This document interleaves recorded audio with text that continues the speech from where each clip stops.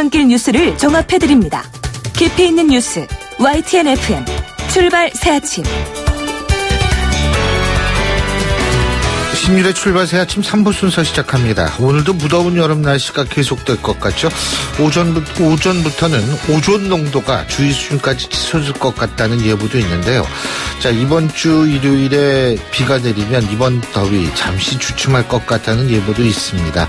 지금으로 봐서는 이번 여름이 상당히 무더울 것 같다는 분석이 많은데, 그래서 이번 7, 8월이 걱정입니다. 실제로 더위 때문에 돌아가시는 분들이 추위 때문에 돌아가시는 분들보다 많다는 통계도 있기 때문에 더욱 걱정인데요. 이런 걱정 우리 모두 힘을 합해서 극복해야겠습니다. 힘을 합하면 극복하지 못할 것이 없겠죠. 신율의 출발 새아침 3부 순서, 먼저 광고부터 듣겠습니다.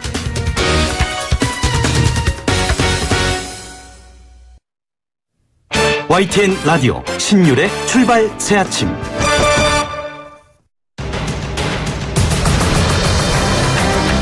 매주 월요일 아침 정치권의 복잡한 이슈를 말끔히 정리해드립니다. 출발당 최고위원회의.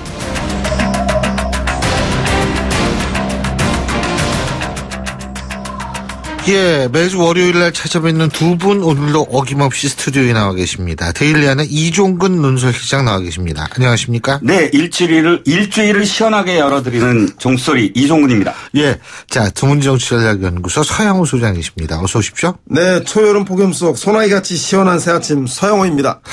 글쎄, 갑자기 뭐가 시원해요. 아침은 시원하더라고요. 낮에 너무 덥고. 맞아. 밤은 밤하고 네. 아침은 시원해요. 예.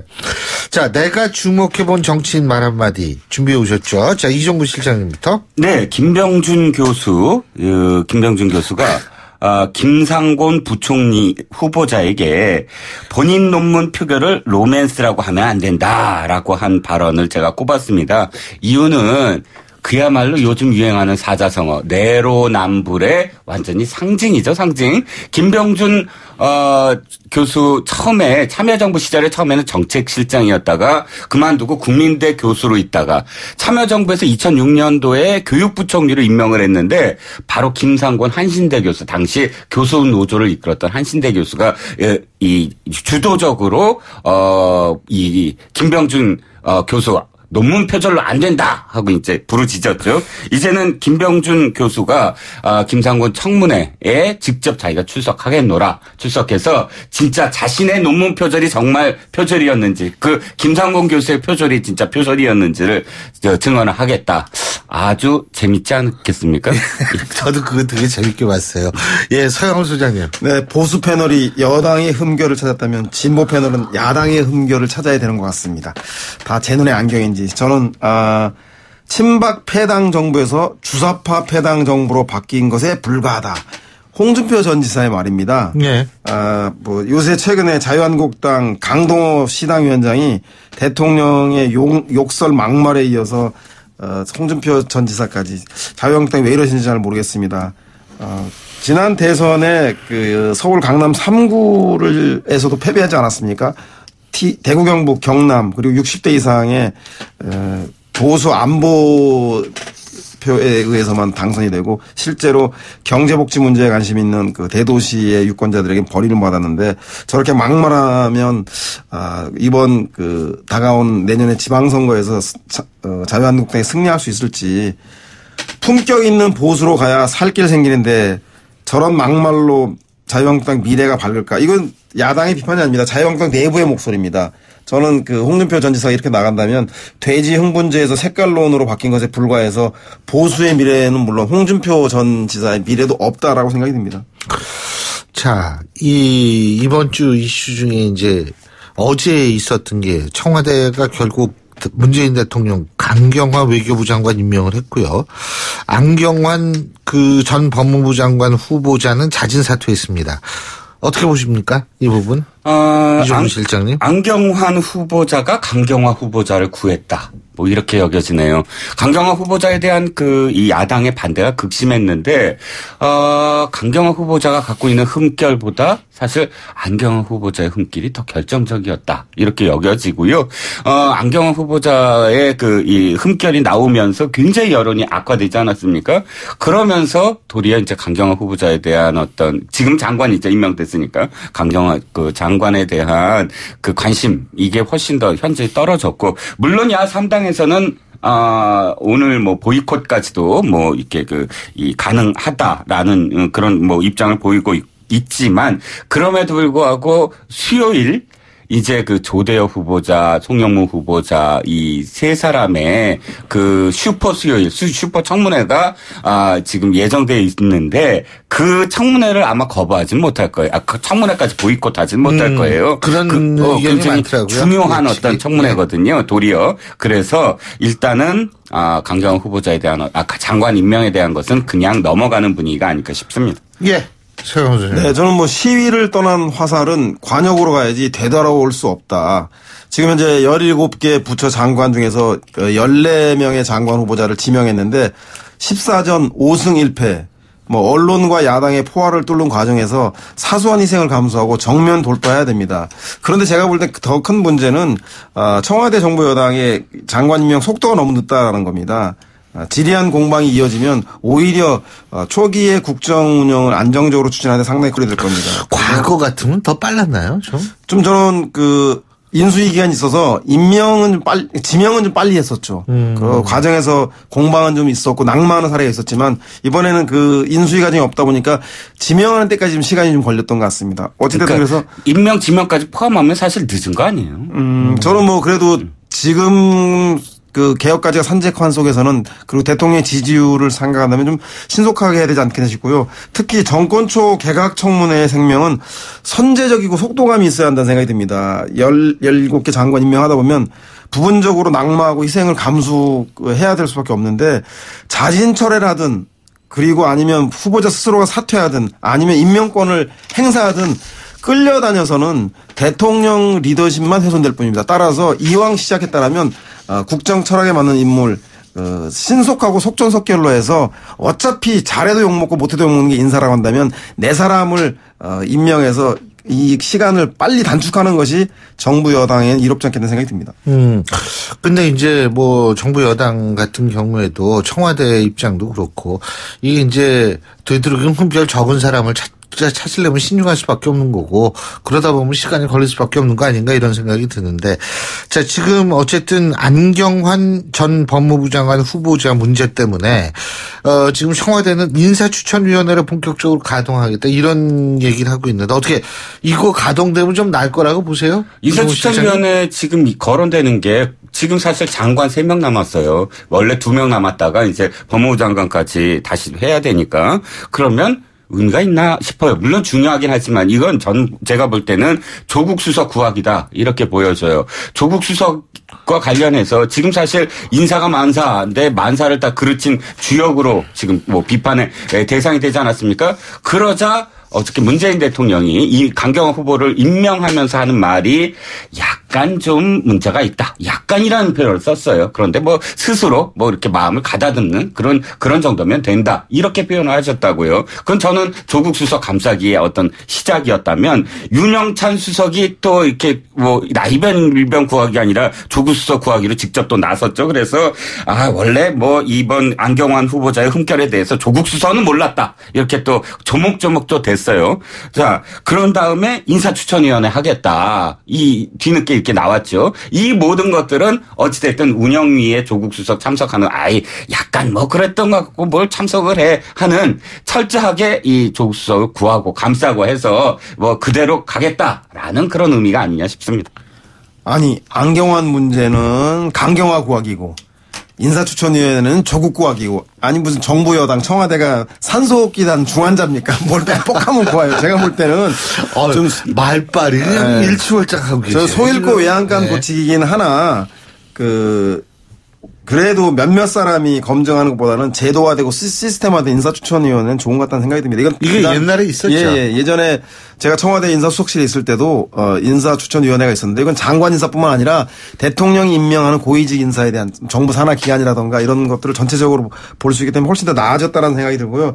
특히 대통령이 이렇게 미리 점 찍은 사람 부속실에서 내려온 인사에 대해서는 이 검증이 쉽지 않거든요. 저는 뭐 안경환 후보자의 경우도 대통령이 마음에 드는 것 때문에 민정수석실에서 약간 좀 검증하는 데 있어서 눈치가 좀 보였을 가능성도 있는 것 같아요. 근데 이런 것도 눈치 보지 않기 위해서는 개인이 이것을 민정수석이나 인사수석이 감당하기보다는 시스템과 제도와 회의로 하면 대통령 눈치를 덜 볼 수 있거든요. 회의에서 결정했습니다 하면 대통령이 뭐라고 하겠습니까? 그래서 제가 볼 때는 좀 늦은 감은 있지만 정상적으로 해서 나머지 인사, 장관 인사뿐만 아니라 이후에 있을 고위직 인사에서도 인사추천위원회를 한다라면 훨씬 더 안정적이고 검증이 좀 될 수 있는 그런 추천 인사가 되지 않겠나 싶습니다. 소장님 참여정부 시절에 정말 이제 청와대 계셨었잖아요. 네네. 그러면 그 인사추천위원회에서 청와대 직원들도 저기를 하나요? 검증을 하나요? 청와대 직원은 안 하고 총무비서관실에서 그건 내부 인사는 그렇게 하고요. 청와대 인사추천위원회는 외부 인사에 대해서 주로 합니다. 예.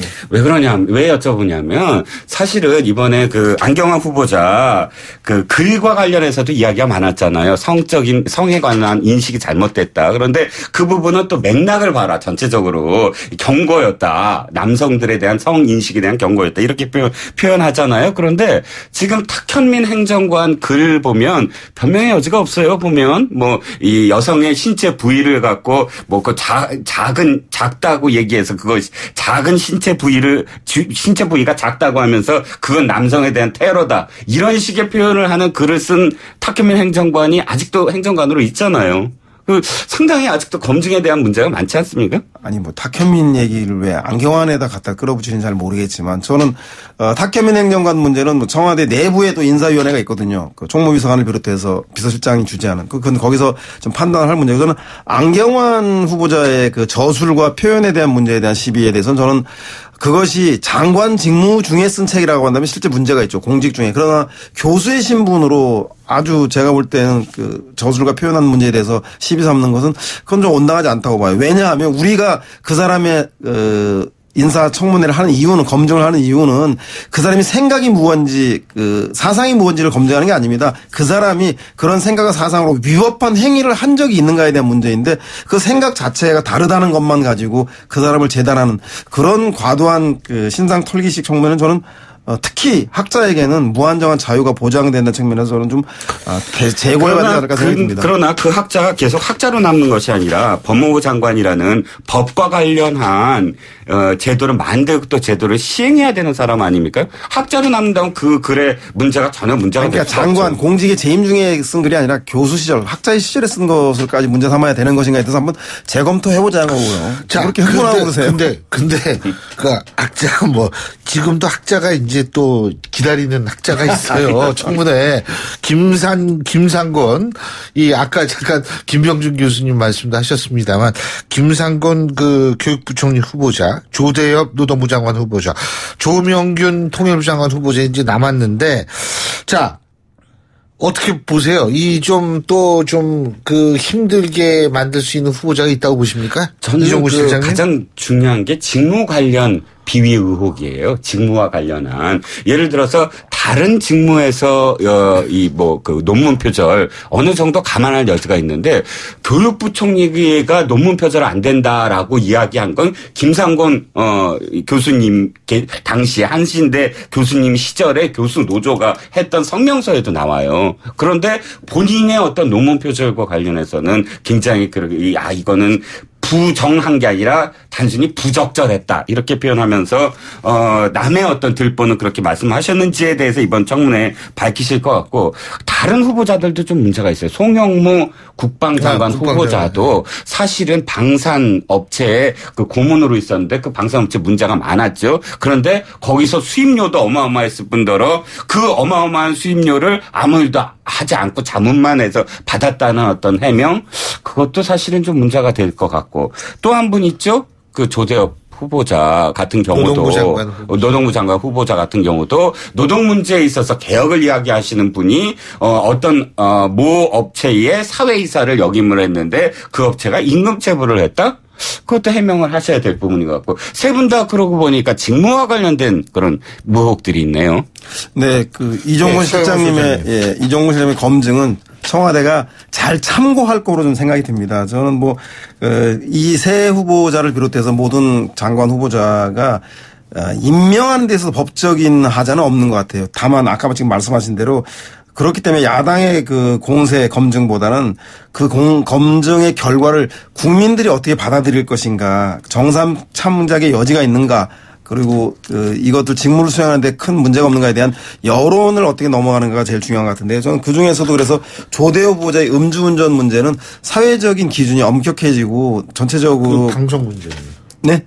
그 왜 기업 사회이사. 네, 기업 사회이사 여부는 아직 확인을 해봐야 되기 때문에 저는 그 임금 체불 문제 노동부 장관 후보자임에도 불구하고 그 사회이사로 있으면서 그 교수직을 유지한 채 겸직 금지 조항을 어겼다는 의혹과 임금 체불 의혹 이 두 가지 문제인데 그건 뭐 청문 과정에서 본인의 세명을 들어봐야 될 것 같다는 생각이 들고 그래서 음주운전이나 이런 국민적인 그 도덕적 의식이 높은 부분에 대해서는 국민들 어떻게 받아들일 건가. 오히려 국민적 여론의 여부가 보다도 중요한 게 아닌가 생각이 듭니다. 그런데 지금 여론이 중요하다고 서양훈 소장님이 말씀하셨는데요.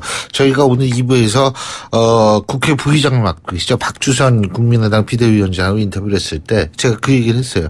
이 국민 여론 이 문제 국민 여론 국민만 믿고 간다는 게 결국 국민 여론을 참조한다는 건데 그거 어떻게 보시냐 그랬더니 여론조사 그게 응답률도 되게 낮은데 그게 어떻게 국민 내 뜻이라고 볼 수 있느냐 이렇게 얘기를 했었거든요. 박수선 국회 부의장이 어떻게 보세요? 저는 그 네. 응답률과 관련한 여론조사를 믿을 수 없다라고 하는 단언하는 부분은 좀 아니라고 봅니다. 왜냐하면 그렇게 해서 좋게 나오면 또 그것 갖고 사실은 자신의 당 또는 자신의 그 정치에 대해서 많이 활용을 하니까 그런데 네. 여론과 정치에 대해서는 이렇게 생각을 해요. 지금 사실 80%가 넘는 지지율로 문재인 정부의 어떤 인사라든지 여러 가지 부분들에 대해서 강행하는 어떤 근거로 말씀들을 하고 계신데 그러면 나중에 레임덕이 진짜 왔을 때 40%일 때는 아무 정부 운영을 아무것도 안 하시겠네요. 못 하시겠네요. 아니잖아요. 한미 FTA 같은 거는 사실 당시에 지지율 그러니까 이 찬성 반대에서 반대가 훨씬 높았어요. 하지만 그것은 앞으로의 어떤 국익을 위해서 대통령이 결단해야 될 때가 있잖아요. 여론이 나쁘더라도 그런 걸 보면 여론 따라서만 정치를 할 수 있다? 그건 아니죠. 그래서 그렇게 단언하는 부분 그 부분은 나중에 부메랑이 될 것이다라고 생각합니다. 네. 저는 뭐 국민 눈높이를 여론조사로 단정 짓는 데 좀 반대하고요. 저는 대통령제에서 장관 임명권은 대통령이 있잖아요. 그리고 국회는 청문에 대해서 그 결과를 채택하던가 보고서를 채택을 거부하던가 이 두 가지 방법으로 충분히 자기 의사를 표현할 수 있다고 보는 거고요. 그것을 받아들인지 마니는 대통령의 고유한 권한이기 때문에 따라서 이것에 대한 판단을 대통령은 국민의 여론, 국민의 눈높이를 감안하겠다는 거지 여론조사를 하겠다고 하는 건 아니에요. 저도 여론조사에 대해서는 말씀드린 대로 의회를 경시하는 듯한 식으로 들릴 수 있는 우려가 있기 때문에 적절하지 못한 표현이라는 생각이 들고 오히려 저는 뭐 대통령 인사 권한에 대한 설명 그리고 의회가 그 권한, 의회가 청문회를 할 수 있는 게 권한이듯이 임명 여부는 대통령의 고유 권한이라는 것을 설명하다 보니 그런 얘기가 나왔다는 생각이 들고요. 저도 뭐 이종훈 실장님의 취지에는 동의합니다. 예. 이거 말씀하시. 예, 5년마다 되풀이되는데 사실은 또 그래요. 지난 5년 전에 윤진숙 해양부 장관의 임명 제청권을 야당이 거부했거든요. 채택을 안 했어요. 그때 어떻게 됐냐면 강행했죠, 임명을. 그다음에 어떻게 됐냐면 장관으로 이제 상임위에 출석을 했을 때 지금의 여당인 민주당이 거부를 했어요. 우리는 채택 안 했는데 왜 지금 그 부적격한 사람을 장관으로 임명해 놓고 우리더러 상임위원을 해? 차관오라고 그래. 해서 차관이 어쩔 수 없이 했습니다. 몇 개월 동안. 그런 더불어민주당이라면 좀 더 겸허해져야 된다라고 봐요. 네, 제 겸허해지라고 제가 전화하겠습니다. 자, 뭔 전화도 못하면서 뭐 할까? 아요. 자, 우리가 시간 관계상 요거 좀 여쭤보고 오늘 마무리하겠습니다. 문정인 청와대 통일외교안보 특보 이런 얘기를 했습니다. 워싱턴 DC 우도 윌슨 센터에서 가진 특파원 간담회에서 사드 배치로 우리는 갈등과 법 위반, 수출 등 엄청난 피해를 보고 있다. 민주주의를 훼손하고 민생에 손해가 된다면 대통령으로서 검토해보는 것은 당연한 일이다. 또 미국도 민생을 이유로 동맹을 바꾸고 있고 국제부에서 탈퇴하고 있다면서 한미동맹이 우리에게 엄청난 피해와 손해를 가져온다면 수용하기 어렵다. 한미동맹은 도구이지 목표가 아니다. 사드는 방어용 무기체계이고 그것이 한미동맹의 전무가 아니다. 사드 배치 문제로 한미동맹이 깨진다면 그런 건 동맹이 아니다. 자, 이런 얘기들을 하고요. 마지막으로 미국의 전략 무기 배치를 축소할 수도 있다. 이 얘기인데 자, 이 부분에 대해서 어떻게 보십니까? 서영훈 소장님. 저는 문재인 대통령과 트럼프 대통령의 회담 전에 대통령의 운신의 폭을 넓혀주기 위한 우리가 할 수 있는 이야기의 100%의 100에 근접한 이야기인 것 같고요. 그것을 기반으로 해서 저는 대통령이 트럼프 회담에서의 지렛대를 활용할 수 있다고 생각이 듭니다. 특히 사드 배치 문제에 대해서도 네. 시간 절차적 과정을 걸면 시간을 벌므로 인해서 미국에게 또 다른 양목하드라든가 중국을 설득할 수 있는 시간을 버는 것처럼 저는 뭐 특보로서 무리한 이야기 아니기 때문에 좀 충분히 할 수 있는 이야기라 생각이 듭니다. 이종훈 씨. 특보로서 한 게 아니라 개인으로서 했다라고 정부에서 이야기하는 것이 아니다라고 뭐 지금 보고 계시네요. 맞습니다. 저는 특보로서 얘기한 것 같고요. 특보라는 자리가 전 문정인 특보가 원래 안보실장으로 임명하려고 했죠. 그러다가 들리는 바에 의하면 어쨌든 여러 가지 어떤 또 과정도 있고 문제도 있기 때문에 특보로 할 수밖에 없었다고나 하나.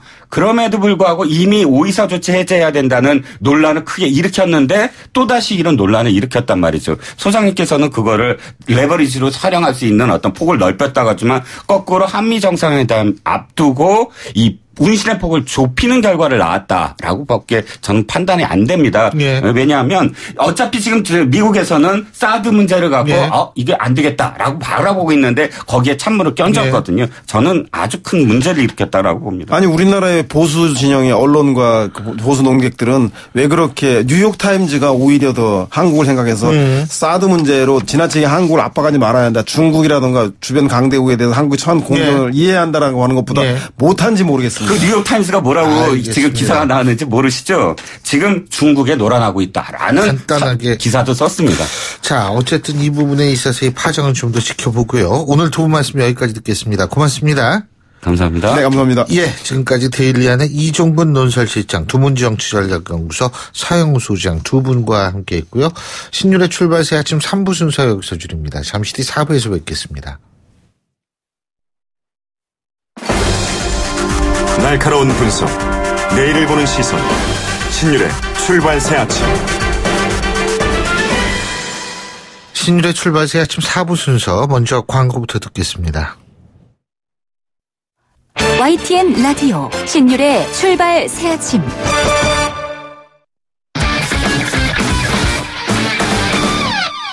자, 스포츠 소식 알아보겠습니다. 최동호 스포츠 평론가 전화 연결합니다. 안녕하십니까? 예, 안녕하세요. 예, 류현진 선수가 시즌 3승을 올렸는데 예. 2승을 거둔 뒤에 한 달 만에 승수를 추가한 거네요. 예, 그렇습니다. 예.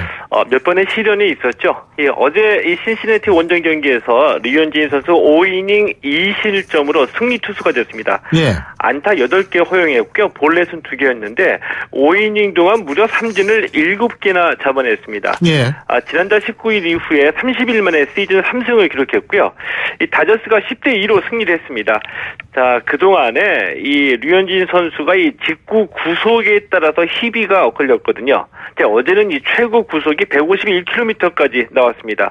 5이닝 동안 이 투구수가 105개를 기록했는데 이 정도면은 많이 던진 겁니다. 그만큼 이 쉽지 않았던 승부가 많았다고 볼 수가 있겠고요. 예. 특히 3회에 무사 만루까지 몰렸는데 여기에서 밀어내기 볼넷 한 점을 내줬지만 이후로는 이 뛰어난 위기 관리 능력을 과시하면서 추가 실점 없이 이닝을 마치기도 했습니다. 어제 승리했지만 여전히 선발 경쟁은 계속될 것 같습니다. 예. 데이브 로버츠 감독이 선발 유지를 위한 기준에는 못 미쳤다 이렇게 밝히면서 마이다 겐타 또 리치일 선수 등과 함께 계속 지켜보면서 누가 선발 투수에 적합한지 평가하겠다 이렇게 얘기했습니다. 자, 그리고 추신수 선수는 시즌 10호 홈런 날렸는데 2년 만에 두 자릿수 홈런을 다시 기록한 거죠. 예, 그렇습니다. 이 추신수 선수는 어제 이 시애틀전에서 5타수 2안타 2타점으로 텍사스의 10대4 승리를 이끌었습니다. 예. 6회 말 투런 홈런 터뜨리면서 시즌 10번째 홈런을 기록했고요. 2015년에 홈런 22개를 기록한 이후에 2년 만에 이 두 자릿수 홈런에 복귀했습니다. 오늘도 경기에 출전했는데 오늘 경기에선 3타수 1안타 볼넷 1개로 두 차례 출루했고요. 시즌 타율 2할 6푼 1리를 기록했습니다. 예. 추신수 선수 보면 참 대단해요. 예, 꾸준하고 참 관리 잘하는 것 같은데 국내 프로야구에서는 한화의 그 로사리오 선수가 3경기에서 무려 홈런 8개를 쳤는데, 예. 야, 4연타석 홈런까지 있다고 그러네요. 예? 이 뭐 영화에서나 좀 볼 법한 그런 그 대단한 홈런 행진인데, 홈런에 관한 진기록을 세웠습니다. 이 KT와의 주말 3연전에서 이 한화의 로사리오 선수가 7경기에서 무려 8개의 홈런을 혼자 터뜨린 겁니다. 이 특정 팀하고의 단일 3연전에서 최다 홈런 기록이고요. 예. 지난 금요일 경기에서 이 KBO 리그 사상 3번째로 4연타석 홈런을 날렸고, 금요일에 이어서 토요일에는 홈런 1개를 추가했는데, 일요일 어제 경기에서 홈런 3개 몰아쳤습니다. 믿기지 않는 이 홈런 쇼였고요. 로사리오 선수의 활약에 힘입어서 한화가 주말 3연전 모두 다 이겼습니다. 아, 참 대단해요. 그 프로야구에서 그 최단신으로 꼽히는 김성윤 선수 말이에요. 예. 자신의 프로 데뷔 후에 첫 안타로 홈런으로 장식을 했네요. 예? 예, 아주 인상적인 장면이었다라고 저는 보는데요. 이 삼성의 김성윤 선수가 올해 입단한 고졸 신인 선수입니다. 키가 163cm 밖에 되지 않습니다. 프로야구 최단신 선수입니다. 올해 18살이고요. 얼굴도 아직 이 앳된 모습이기 때문에 딱 보면은 이 신인 선수 티가 많이 납니다. 자, 그런데 이 만만찮은 실력으로 매운맛을 확실하게 보여줬습니다. 어제 SK전에서 3회 투런 홈런을 날렸는데요. 이 홈런이 이 김성윤 선수의 프로 데뷔 첫 번째 안타입니다. 첫 안타를 홈런으로 장식했고요. 아마도 제가 보기에 평생 잊지 못할 그런 홈런일 것 같습니다. 삼성이 경기에서 SK를 7대5로 이겼고요. 어제 이 그라운드에 홈런이 난무했습니다. LG는 1회 7점이나 내주고 0대7로 끌려가던 경기를 16대8로 뒤집었고요. 예. 유강남 선수의 말로 홈런, 양석환 선수의 3점 홈런이 빛을 발했습니다. 넥센이 롯데 14대3, 두산은 NC를 13대11로 이겼습니다. 예, 오늘 말씀 잘 들었습니다. 고맙습니다. 예, 고맙습니다. 예, 지금까지 최동호 스포츠 평론가였습니다.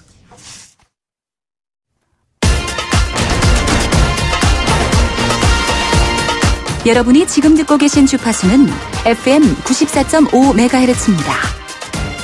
YTN 뉴스 FM.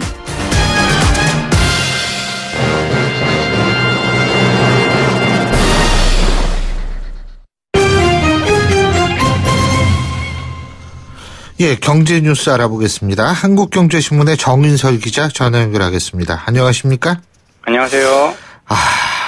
이 가뭄 때문에 말이에요. 이거 참 큰일이에요, 이거. 예, 네, 농민들의 맞습니다. 피해가 너무 극심하다 그러네요. 기후재해라도 정말 해야 될 맞아요. 것 같은데요. 예. 네, 올 들어 이달 16일까지 전국 누적 강수량을 봤더니 1973년 이후에 기상 관측을 시작한 이후 사상 최저치 44년 만에 최저치라고 하고요. 30년간 평균치 내린 것의 절반 정도 내렸고 작년과 비교해보면 30%밖에 비가 안 내렸다라고 합니다. 문제는 이제 물이 많이 필요할 때라는 거죠. 5, 6월이니까 모내기철이고요. 근데 전국 저수지 평균 저수율은 41% 정도고요. 밭작물도 정말 바짝바짝 타들어가고 있는 것 같은데 양파 수확량이 전년의 60% 수준이라고 하고요. 그래서 양파 가격이 올해 아마 60% 이상 오르지 않겠냐 이런 전망도 있고 이후 당근, 상추, 호박 그리고 여름 과일 수박 이런 것도 계속 가격이 오른다라고 합니다. 작황이 다 전반적으로 안 좋아서 그렇겠죠. 산업 현장도 이거 가뭄 때문에 큰일 났다고 그러더라고요. 농업용수가 가장 심각하고요. 그에 비해서 아직까지는 완전히 농업용수만큼 농작물만큼은 아니지만 조금씩 그 상황이 악화되고 있는데 가장 내륙지방 물이 가장 모자라는 충청권이 문제입니다. 국내 3대 석유화학 산업단지인 대산산업단지에는 이제 현대올벤, 롯데케미칼, 하나토탈 같은 대표적인 유화 업체들이 들어가 있는데 보통 하루에 20만에서 25만 톤 정도 공업용수를 사용하는데 이 가운데 절반 정도를 차지하는 게 그 주변에 있는 대오호라는 저수지인데 여기 대오 저수율이 평균은 66% 정도는 물을 보유하고 있는데 지금의 저수율이 7.8%입니다. 7.8%면 수위가 거의 뭐 발목 수준이고 바닥이 보이는 데도 있다라는 건데 이것 때문에 공업염수의 절반 정도를 여기서 들여오는데 그게 모자라서 지금 공장 가동도 상당히 빠듯하다라고 합니다. 안희정 충남지사 말이에요. 이낙연 총리한테 범정부적인 가뭄 대책을 좀 마련해달라 이렇게 요구했다고 그러더라고요. 맞습니다. 가장 지금 충남도가 가장 심각한 상황인데요. 어제 이낙연 총리가 직접 보령댐을 방문을 했어요. 이때 안희정 지사가 대오물이 정말 줄어서 공원에서 차질이 빚고 있다라고 얘기를 하면서 중앙정부 차원의 범정부 차원의 가뭄 대책 필요하다라고 얘기를 했고요. 근데 이제 문재인 대통령이 노후 석탄 화력 발전소를 중단한 거는 뭐 전기가 겨울보단 여름 요즘엔 덜 필요하고 뭐 예비 전기율도 높게서 상관이 없었는데 이 4대강의 6개보를 개방을 했잖아요. 이게 오히려 가뭄을 더욱더 악화시킨다 이런 농민들의 불만이 있어서 이 부분에 대해서는 앞으로 어떻게 될지 좀 지켜봐야 될 것 같습니다.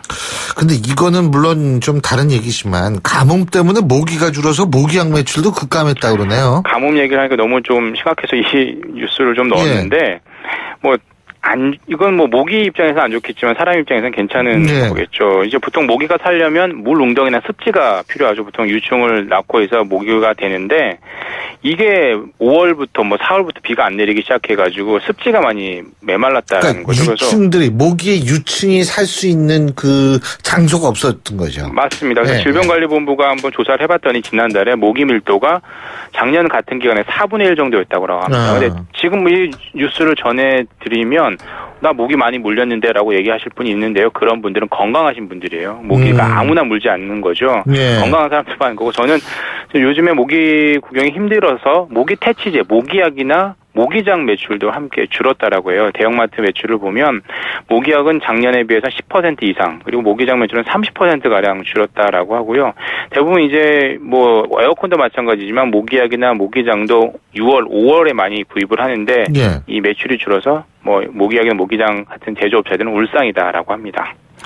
그러니까 지금 돌아다니는 모기는 그 생존력이 대단한 모기죠, 그러니까 그죠? 맞습니다. 그 모기에 물리는 사람도 상당히 건강한 사람이고. 그러니까 돌아다니는 모기와 물리는 사람도 둘 다 상당히 아주 건강한. 보통 모기들이 물면 아이들을 먼저 물잖아요. 가장 이제 신선한 피다라고 해서 하는 것처럼 모기에 물리는 분은 건강하다는 거죠. 저처럼 세금 많이 내는 사람 같은 경우에는 모기가 안 물겠죠. 모기가 그걸 알면 천만 다행이고요. 담배세 많이 내는 사람이요.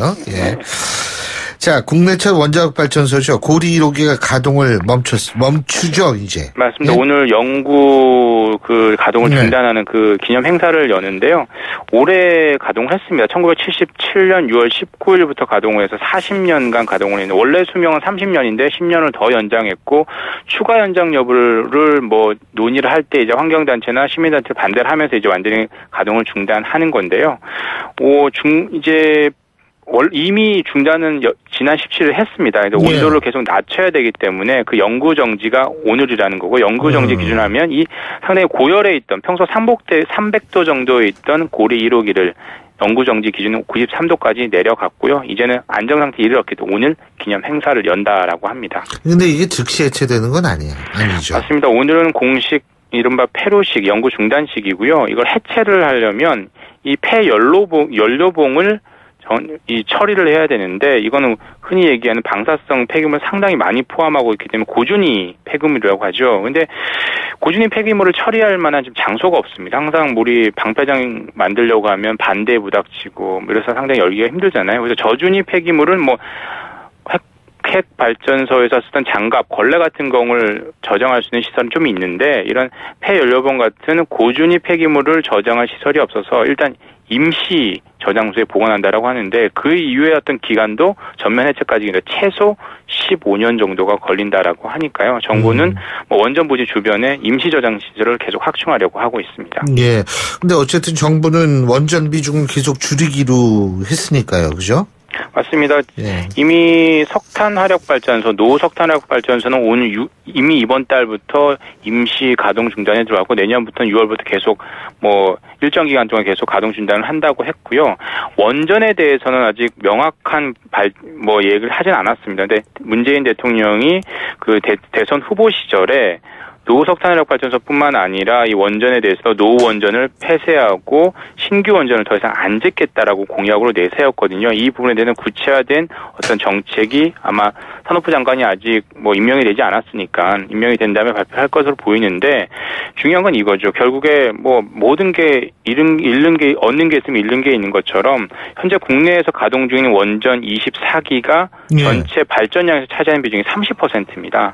이제 안전성을 추구하다가 원전을 계속 이제 없애는데 결국 이러다 보면 이제 전기 생산 발전 단가가 올라가니까 전기요금 부분에 전력 공급 부분에 대해서는 대책이 있어야 되는데 청정에너지 친환경 에너지로 바꾼다고 하지만 그게 발전 단가가 오르는 그 부분에 대해서는 앞으로 고민이 필요한 부분인 거죠. 그리고 이제 혹시 그 전력 공급이 좀 어려워진다라는 우려도 있는 것 같더라고요. 예, 맞습니다. 예. 나중에 그 블랙아웃의 우려도 있는 거죠. 네.